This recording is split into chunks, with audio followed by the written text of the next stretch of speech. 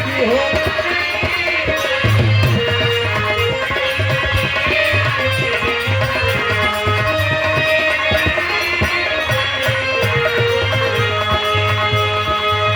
मेरे मित्रों, मेरे दोस्तों, असली पिया के घर एक दिन सभी को जाना है, चाहे हम हो, चाहे आप हो, चाहे दुनिया के कोई भी लोग हो।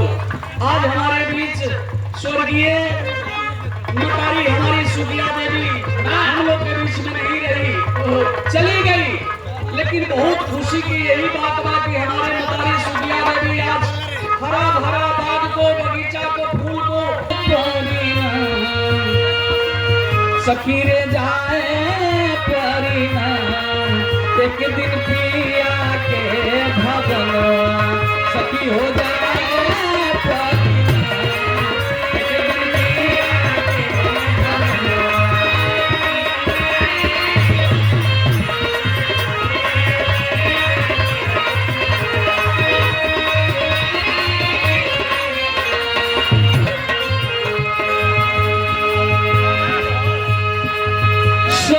सले हरियामु कुछ दूरी जाई है, सखिया सले हरियामु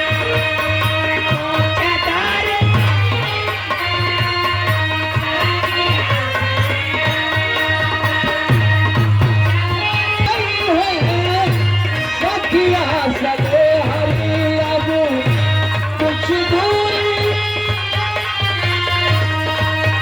हरी घर वाली करके सबको भूल है, सबको भूल। हाँ घर वाली करके सब भूल।